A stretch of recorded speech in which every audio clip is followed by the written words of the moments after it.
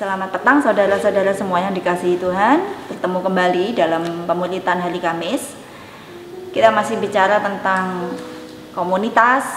Sebagaimana saya sudah katakan Kamis lalu bahwa kita akan mulai belajar membentuk komunitas yang biasa disebut komsel atau komunitas sel, dan juga akan belajar untuk membangun persekutuan kecil-kecil yang betul-betul menerapkan prinsip-prinsip di Alkitab, yang betul-betul akan dirasa faedahnya untuk saling membangun dan mengubah.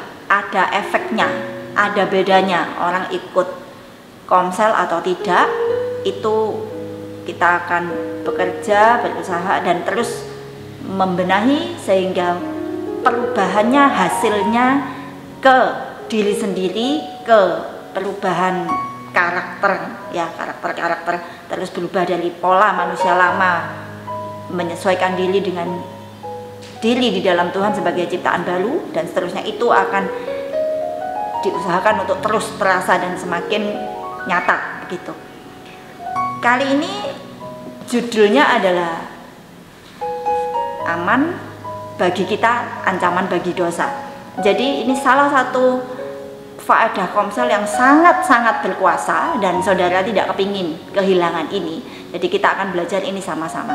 Ada suatu titik atau suatu suatu tempat, katakanlah suatu peran atau fungsi di dalam komsel yang merupakan wadah yang aman buat kita tapi ancaman buat dosa. Apakah itu? Dengan satu kata singkat, tempat itu adalah namanya pengakuan dosa. Itu tempat aman. Nah, saudara bayangkan mungkin secara umum ya, manusia itu pendapatnya sebaliknya. Mengaku dosa adalah tempat yang paling bikin keringetan gitu ya, yang paling bikin sangat tidak nyaman, yang paling ditakuti, dihindari. Tidak heran itu kita dapatkan dari bapak manusiawi kita yang pertama, yaitu Adam dan Hawa di Taman Eden. Saudara tahu ceritanya, pada waktu dia berdosa, dia begitu rupa lari-lari, menghindar dan tidak mau berani berhadapan atau masuk ke dalam tempat yang namanya pengakuan dosa. Tapi dia takut sekali sama yang namanya pengakuan dosa. Adam Hawa menghindar dengan cara yang biasanya kita semua juga begitu ya, lemparkan kesalahan ke orang-orang lain dan sekeliling. Dia tidak berani. Manusia daging, manusia lama kita, manusia turunan Adam dan Hawa selalu akan begitu. Dia tidak berani untuk bilang, ya saya maju ke tempat yang namanya pengakuan dosa. Saya bilang, ya ini kesalahan saya siap terima risikonya. Titik. Tanpa perlu ada alasan membangun suatu dalih yang saya begini karena ini. Itu di dalamnya kan tetap masih ada unsur melemparkan kesalahan ke orang lain gitu. Jadi kalau iya, betul-betul iya dan selesai, ya, jadi saya siap untuk menanggung apa yang harus ditanggung dengan saya melakukan kesalahan ini. Entah itu kesalahan sengaja atau tidak. Saudara, itu adalah tempat aman. Itu tempat aman. Manusia lama kita akan selalu bilang itu tempat yang paling menakutkan. Tapi jangan percaya. Manusia lama kita yang diilhami oleh roh-roh penguasa dunia ini, itu akan selalu bilang gitu, karena justru pengakuan dosa itu tempat yang paling tidak aman buat dia, buat roh-roh penguasa dunia ini. Itu tempat yang paling merupakan ancaman, salah satu tempat yang paling merupakan ancaman buat dia. Ya, saya katakan salah satu ya, berdasarkan Wahyu 12 yang bilang kemenangan kita, keselamatan kita, tempat aman kita adalah dalam darah anak domba dan oleh kesaksian. Kesaksian itu termasuk apa yang kita akui, termasuk bahkan itu kesalahan kita, dosa kita. Dua unsur itu, jadi itu berkuasa sekali, berkuasa. Saudara, kita tidak kepingin kehilangan berkat yang ada dalam yang namanya pengakuan dosa. Disitulah tempat paling aman. Memang sebelum melangkah masuk ke situ rasa tidak aman, itu wajar, takut iya, itu manusia daging. Tapi bedanya kita anak-anak Tuhan yang adalah juga ciptaan baru. Ciptaan baru ini diberi kuasa untuk mengalahkan, untuk menghentikan manusia daging ini, untuk menolak dikuasai oleh manusia daging. Saya juga kalau ngomong takut ada, tetap ada. Bukannya saya tidak punya takut untuk ngaku dosa, saya ada juga. Tapi saya tahu bahwa saya yang baru ini, yang saya ingin ini yang lebih menang, dan saya tahu saya sudah diberi kuasa untuk menang, mengatasi itu. Jadi saya gunakan, saya tidak mau terima bahwa manusia lama saya yang lebih menang, lebih berkuasa, dan nutupi dan membuat manusia baru saya tidak efektif. Tapi sebaliknya, saya dengan kuasa Roh Kudus, dengan pengampunan Tuhan Yesus, saya yakin manusia baru saya itu punya kuasa penuh untuk menghentikan ini, untuk menyingkirkan atau untuk membungkamkan si manusia lama ini. Dan disitulah tempat kemenangan, tempat aman kita semua ya. Kita akan belajar lebih jauh tentang itu. Kita baca dalam Mazmur pasal 32. Ini adalah pasal yang penting, saudara perlu hafalkan ini. Mungkin ini adalah pasal Daud, doa Daud setelah dia berzina dengan Batsyeba. Mazmur 32 dan 51. Kali ini kita belajar yang Mazmur 32 saja. Ayat 1 dan 2 kita baca, mungkin lompat-lompat. Dari Daud, nyanyian pengajaran. Berbahagialah orang yang diampuni pelanggarannya, yang dosanya ditutupi. Berbahagialah manusia yang kesalahannya tidak diperhitungkan Tuhan, dan yang tidak berjiwa penipu. Ini bicara tentang pengakuan dosa. Sebelum tidak bisa diampuni, atau sebelum Tuhan bilang kesalahanmu sudah aku hapus, tidak aku perhitungkan, itu harus ada tindakan pengakuan itu lebih dulu ya. Ini semua bicara tentang pengakuan dosa. Selama aku berdiam diri atau tidak mengaku, selama aku menyembunyikan dosaku, tulang-tulangku menjadi lesu karena aku mengeluh sepanjang hari. Sebab siang malam tanganmu menekan aku dengan berat, sumsumku menjadi kering seperti oleh teriknya musim panas. Selah.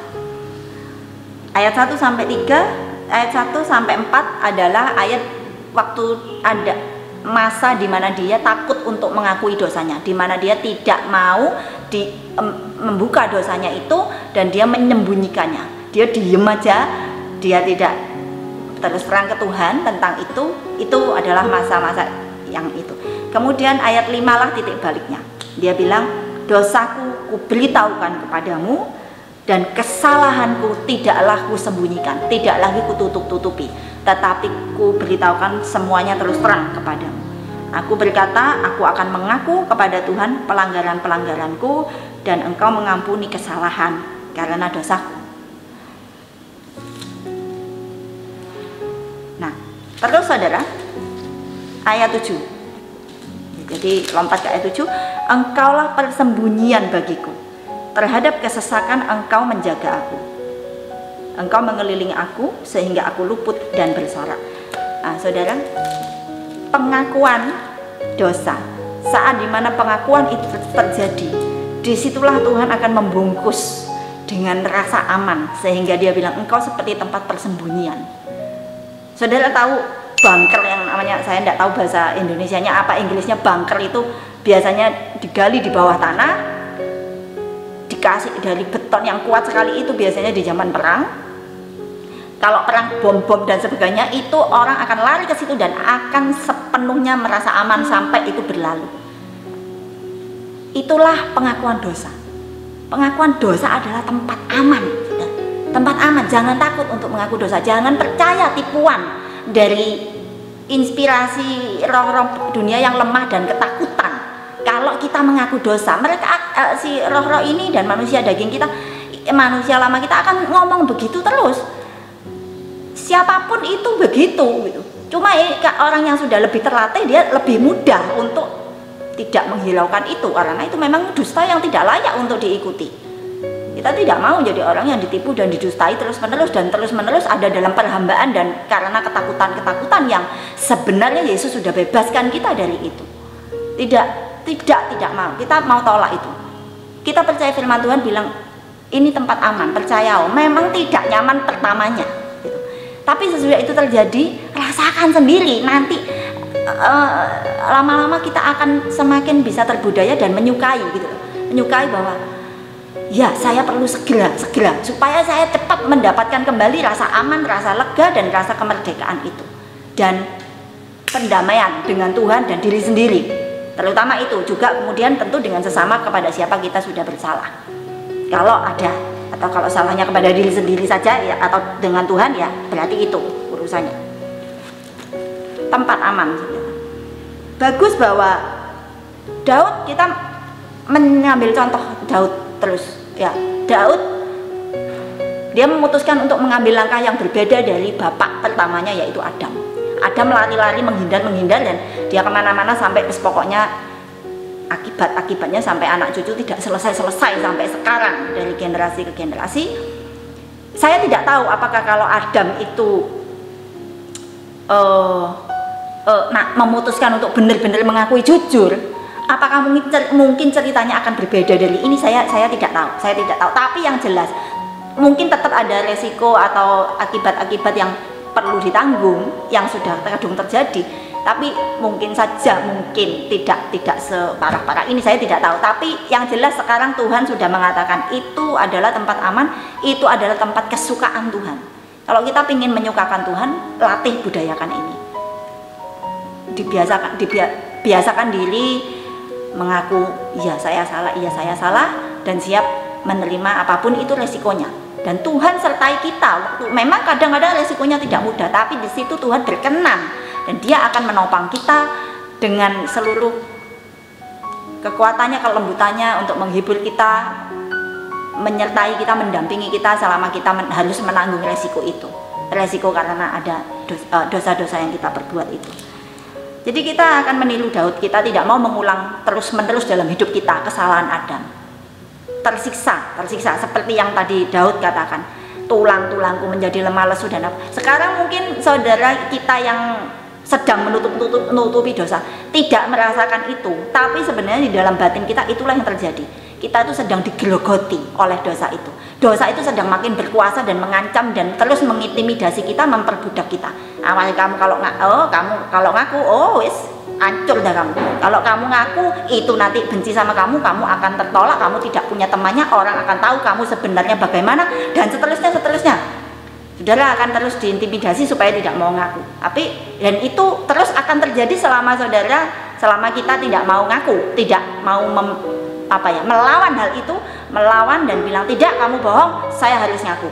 Selama itu tidak terjadi, itu akan terus seperti itu dan terus tertekan, tulang-tulang kita menjadi lemah lesu dan seterusnya. Dan yang paling parah, hubungan kita sama Tuhan akan makin jauh. Itu tertulis di Yesaya, dosakulah yang memang menjauhkan, membuat tembok ini yang tebal, jarak di antara kita, dosa yang tidak diakui. Benarnya itu bukan dosanya itu sendiri, tapi dosa yang kita tidak mau akui. Itu yang bahaya. Juga dalam Yesaya 1 ayat 18, marilah baiklah kita berperkara, firman Tuhan, sekalipun dosamu merah seperti kirmisi, aku akan menjadikannya putih seperti salju. Sekalipun berwarna merah seperti kain kesumba, akan menjadi putih seperti bulu domba. Marilah kita berperkara adalah ayo dong, datang ke sini, ajukan perkaramu, marilah kita berdiskusi. Sebenarnya berperkara itu ada artian berdiskusi, kamu tadi salah apa. Mungkin seperti Allah Bapa di Taman Eden kepada Adam, kamu di mana Adam? Apa yang kamu lakukan? Nah, seperti itu berperkara. Tuhan bukan mau, ingat Tuhan adalah tempat paling aman untuk mengaku dosa.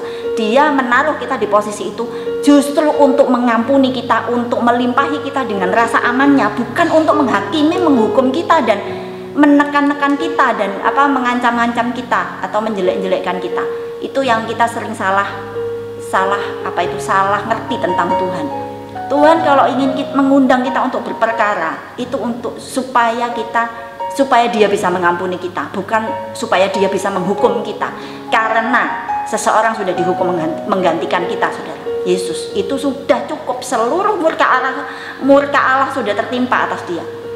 Sekarang tapi kalau tidak lewat proses pengaku dosa, maka pengampunan itu tidak bisa tersampaikan. Itu yang Allah inginkan. Lewat proses mengaku dosa, pengampunan itu tersampaikan, rasa aman itu dikembalikan, dan kita dipulihkan, dan bahkan bukan hanya dipulihkan, nanti kita lihat bahwa kita juga bertambah otoritas kita terhadap dosa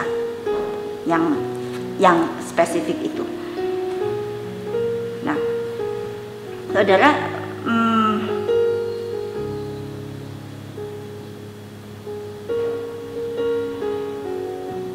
ada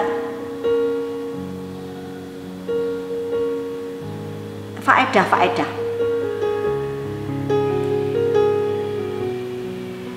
Ya, sudah disinggung tadi beberapa, cuma saya poinkan. Jadi dari tadi beberapa itu faedahnya, pengaku dosa adalah tempat aman, dan faedahnya yang kita akan dapatkan dari itu adalah, mari kita baca dalam 1 Yohanes pasal 5 ayat 18. Kita tahu bahwa setiap orang yang lahir dari Allah tidak berbuat dosa, tetapi Dia yang lahir dari Allah melindunginya, dan si jahat tidak dapat menjamahnya. Jadi yang pertama, saya butirkan saja dari yang kita bicarakan tadi, itu adalah tempat aman yang tidak bisa disentuh oleh si jahat. 1 Yohanes 5 ini depan-depannya ya, sebelum kesini itu bicara tentang persekutuan dalam terang ya. Saya cukup sering nyinggung itu ya, persekutuan dalam terang, seperti dalam 1 Yohanes 1 ayat 7. Tetapi jika kita hidup dalam terang sama seperti Dia adalah terang, maka kita beroleh persekutuan seperti komsel, persekutuan seorang dengan yang lain, dan darah Yesus anaknya itu menyucikan kita. Komsel itu jalan dalam terang. Terang itu artinya apa? Tidak ada yang disembunyikan. Terutama dengan Tuhan, kita tidak disuruh menceritakan semua hal keburukan kita kepada semua, tentu tidak begitu juga. Tapi terutama kepada Allah. Dan ada bagian-bagian yang kita perlu buka. Itu nanti di dalam komsel seperti itu. Jadi jangan sampai kehilangan bahwa komsel hanya sekedar komsel. Jadikan komsel itu tempat aman untuk ada pengakuan dosa terhadap satu sama lain, bukan untuk mempermalukan, tapi supaya menang terhadap dosa itu dan terus dibawa Tuhan dan terus dijadikan semakin serupa Yesus Kristus. Titik kemenangannya ada di pengakuan dosa. Jadikan itu budaya di komsel nanti. Persekutuan itu dalam terang, tidak disembunyikan, pertama dari Tuhan, kemudian yang perlu memang dibuka terhadap satu sama lain itu dibuka. Itu artinya berjalan dalam terang, dan barulah darah Yesus itu menyucikan kita dari situ. Dan di waktu darah Yesus menyucikan kita, terjadilah bahwa si jahat tidak dapat menyentuh kita. Konsep pengakuan dosa dalam komunitas, baik komunitas persekutuan kita dengan Tuhan pribadi maupun satu sama lain, itulah tempat aman. Setan tidak dapat menyentuhnya. Seperti tadi bunker yang di bawah tanah tidak bisa disentuh musuh, tidak bisa dihancurkan bom, pokoknya aman ya. Walaupun itu tempat sementara di dalam dunia yang kalau sudah datang kiamat semuanya jadi hangus, tapi itu gambarannya tempat aman seperti itu. Di dalamnya kita merasa bisa lega dan bisa yakin bahwa kita bisa aman di situ sampai semuanya berlalu. Jadi faedahnya pertama, tempat aman yang tidak bisa disentuh setan. Saudara, kita pingin setan tidak berkuasa untuk menyentuh kita, setan tidak berani menyentuh kita, budayakan pengakuan dosa. Terhadap Tuhan tentu semuanya harus dibuka, dan juga terhadap satu sama lain dalam hal-hal tertentu. Kedua, kita akan menambah faedah yang kedua, otoritas kita terhadap setan itu bertambah. Otoritas kita terhadap dosa yang kita akui itu bertambah. Karena apa? Karena kita sekarang karena dosa itu takut sama kita. Karena kita itu apa-apa dilaporno Yesus gitu. Ini ayatnya saya tidak ada yang secara khusus betul-betul ngomong gitu, tapi ini logikanya saja atau nalarnya, akal sehatnya saja gitu. Bahwa kalau ada sesuatu, misalnya ada saya anak kecil terus ada anak jalanan yang badannya gede tentu saya takut gitu sama dia. Dosa kan seperti itu. Ini sesuatu yang mengancam, yang ayo lakukan. Kalau tidak lakukan tak kamu maksudnya dia memperbudak, seperti ayo lakukan gosip. Nah, sepertinya kita senang menikmati bergosip, tapi sebenarnya dosa itu menggerogoti dan sangat merugikan kita, merampas hubungan kita dengan Tuhan, merampas sukacita, merampas kesucian kita, dia merampas banyak hal. Tapi kalau kita tidak bisa melawan, kita merasa harus melakukan. Dari manusia daging kita ada rasa nikmat yang palsu sebenarnya. Tapi dia pakai itu untuk membuat kita terus berdosa dan terus terikat dan diperbudak oleh dia. Tapi saya sendiri, saya yang kecil lemah tidak berkuasa melawan ini. Yang saya bisa lakukan adalah saya laporkan dia ke orang yang lebih besar dari dia. Dan itulah Yesus. Jadi begitu dosa ini, kalau sudah macam-macam, kalau dia tahu bahwa saya sekarang berteman, berdamai dengan Allah Bapa di sorga, apa-apa tak laporno sama dia, apa-apa tak laporno, dia tidak berani macam-macam. Itu aja. Dia tidak berani macam. Jadi otoritas saya bertambah bukan karena saya yang makin kuat, tapi karena saya makin terikat, saya makin mengikatkan diri, saya makin koncoan api. Ya istilahnya saya semakin erat hubungannya dengan pangeran seluruh semesta alam, Yesus Kristus sendiri, yang dia sudah buktikan diri bahwa dialah yang satu-satunya yang bisa mengalahkan kuasa dosa itu. Itu yang saya lakukan. Jadi kalau dia mau dekati saya apa-apa, kamu tak lapor gitu. Jadi itu juga dilaporkan. Saya pribadi bisa dalam doa saya ngaku, tapi juga bisa tak lapor, tak buka kamu tak buka macam-macam, kamu tak lapor, kamu mau buat apa dalam hidup saya sudah tolak kamu, tak lapor sama Bapak di sorga, Bapakku yang di sorga, dan juga sama ini gerombolanku gitu ya, komunitasku.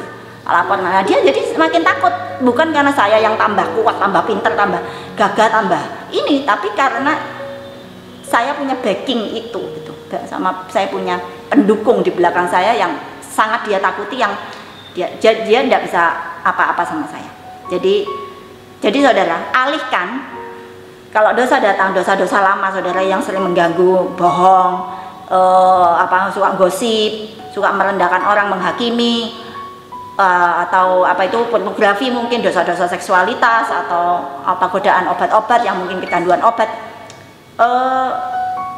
jangan tangani sendiri. Jangan seolah-olah saya itu bagaimana ini caranya saya untuk menangani ini gitu. Bukan, kasihkan urusan ini kepada Yesus. Jadi laporno, dan juga laporno termasuk di dalamnya tindakan lapor kepada saudara-saudara seiman. Itu tempat aman, dan itu membuat dia makin takut sama kita. Kita bertambah otoritas kita terhadap dosa itu. Itu faedah yang berikutnya.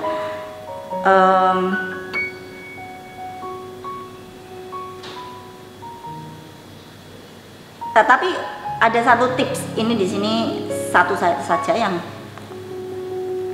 saya ambil. Tips untuk menjadikan komsel itu tempat aman. Saudara, kalau saudara mau ngaku dosa, tentu ngakunya ke orang gitu ya. Ada dosa-dosa tertentu yang tidak bisa lepas kecuali diakui di orang, walaupun itu dosanya mungkin di pikiran sendiri. Saya pernah singgung itu, dosa seksual itu biasanya hawa nafsu seksual ya, fantasi seksual itu biasanya harus dibuka, diakui, dibuka ke orang lain. Jangan hanya sendiri dengan Tuhan biasanya tidak mempan, akan terus diperbudak. Itu tentu ya, seperti tadi, itu digoda dengan malu aku kalau orang itu tahu aku bagaimana seperti ini. Waduh, aku tambah dia akan menolak saya gitu, saya takut tertolak gitu ya. Tidak usah pikir itu, tidak usah. Udah percaya aja firman Tuhan, itu tempat aman. Tapi saudara juga perlu cari orang yang memang saudara aman, yang saudara percaya, yang saudara yakin dia menerima saudara apa adanya, bukan hanya mengagumi saudara pas saudara kuat dan mengagumkan gitu, tapi juga menerima saat-saat dimana kita kita paling lemah, kita paling butuh pertolongan, kita paling rapuh terhadap dosa. Itu dia menerima kita sama itu tipsnya. Dan juga ini penting seperti 1 Korintus tentang kasih ya, di situ tidak ditulis benar-benar, tapi salah satu implikasinya 1 Korintus 13 ayat 5, kasih. Orang yang mengasihi kita itu tempat yang aman, tapi wujudnya itu seperti ini. Orang yang mengasihi atau orang yang mengasihi, dia tidak melakukan yang tidak sopan dan tidak mencari keuntungan diri sendiri, dia tidak pemarah, tidak menyimpan kesalahan orang lain.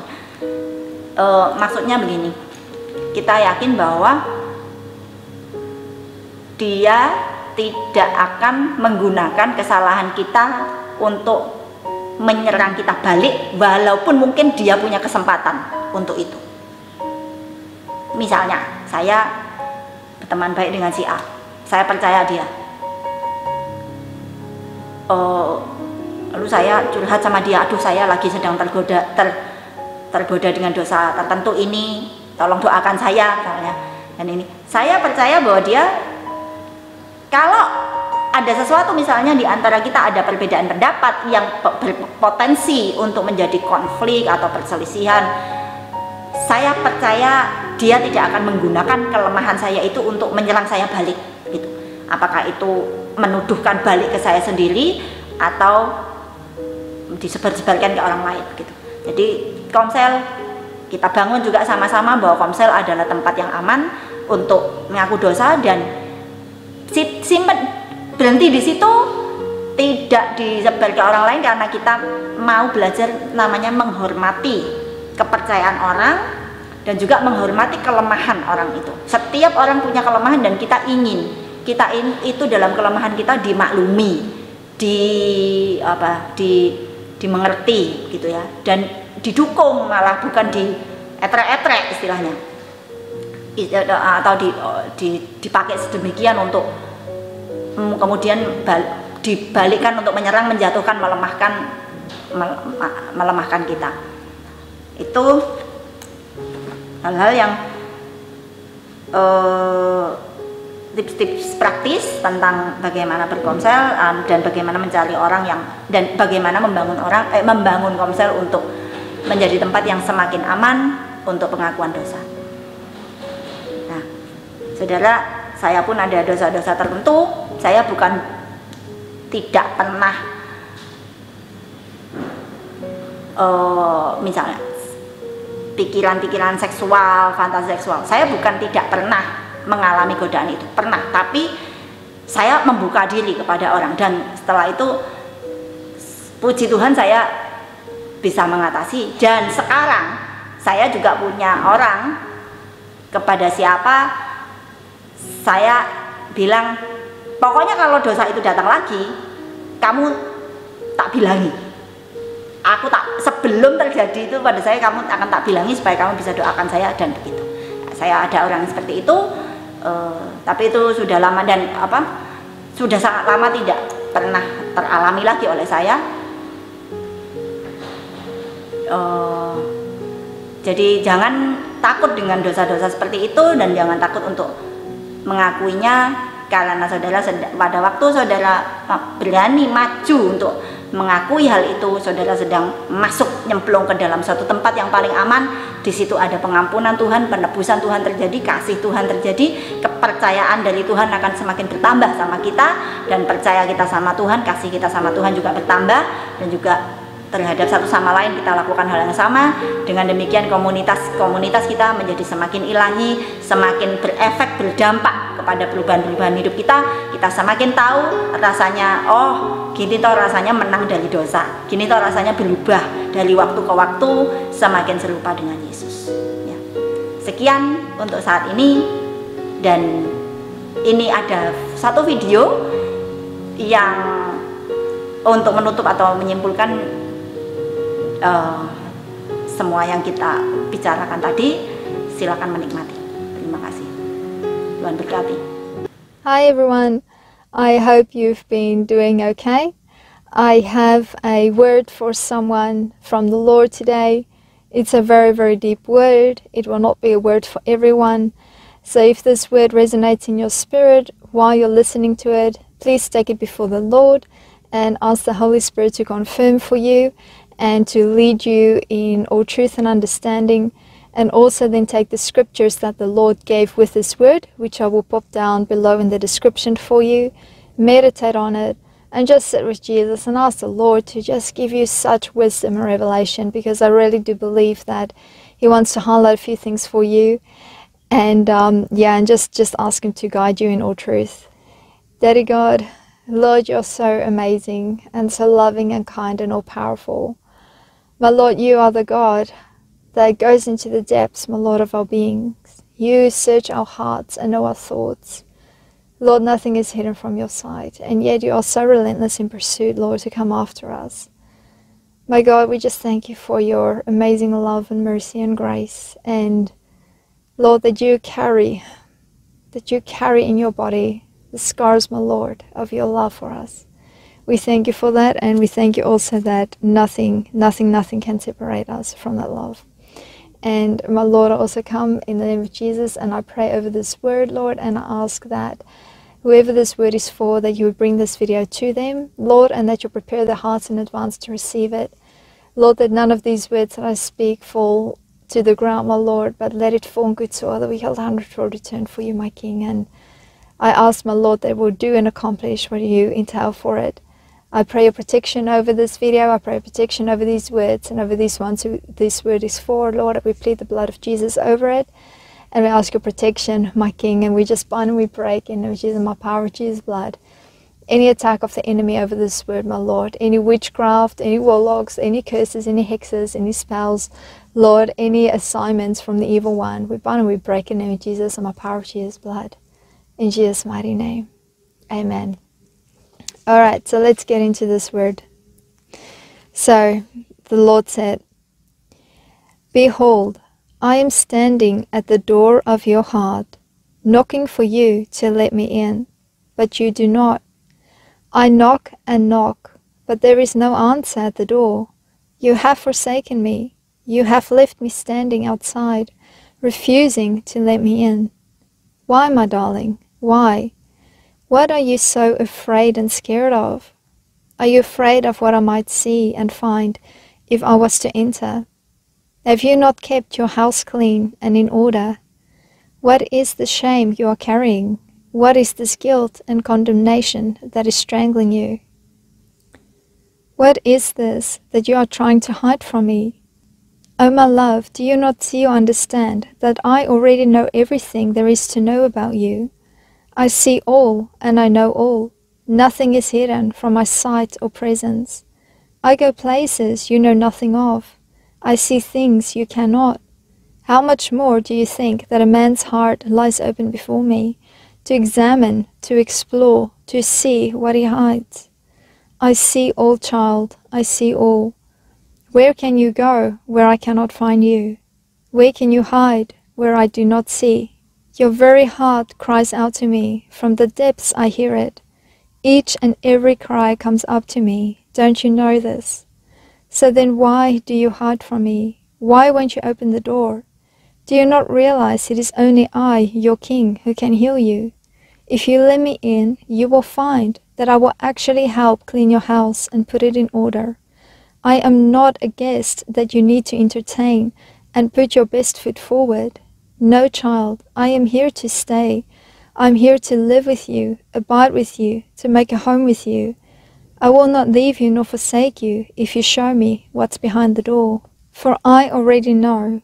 That's why I am knocking. Oh, if you would but let me in and allow me to do my work in your life, you will never be the same. Yes, it can be uncomfortable cleaning. Obstacles need to be removed. Things need to be put in place. But what a delight at the end of the day when the house is clean and in order.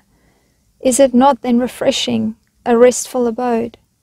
Let me help you, darling. Let me in and you will see that I am gentle and of humble heart. I do not despise you, but love you. Why else do you think I died for you? Was it not that while you were a sinner that I died?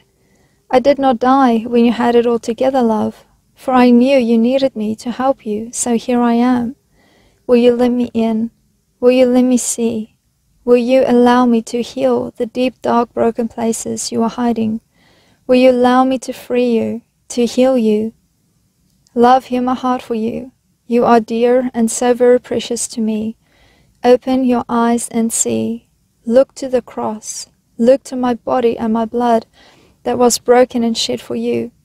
You are worth it and so very worthy of my love. I desire for you to be free. But you have to let me in and allow me to lead and guide you into freedom. You cannot do this by yourself, love. You need a new perspective. You need a fresh set of eyes. Open up the door to your heart. Here I am. Very, very, very deep word from the Lord for whoever this word is for. Open the door, my friend. God loves you. He hears you. He wants to help you. Faithfulness, your gentleness, your humility, your meekness, your kindness, your grace.